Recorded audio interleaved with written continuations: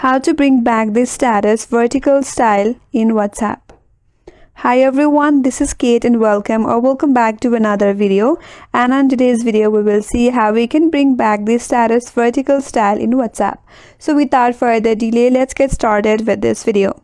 So if in case in your WhatsApp, if the status section is updated to the horizontal format, but if you prefer the vertical style, here is some workout that you can try.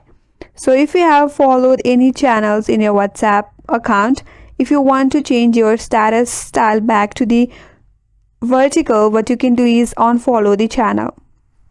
In order to unfollow the channel, tap on it and then tap on three dots at the top right, then tap on unfollow.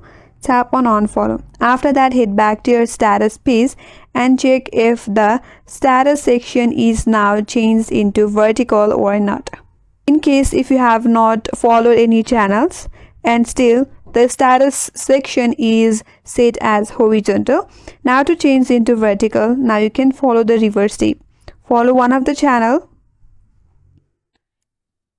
After that, refresh your page and your horizontal format will be changed into vertical.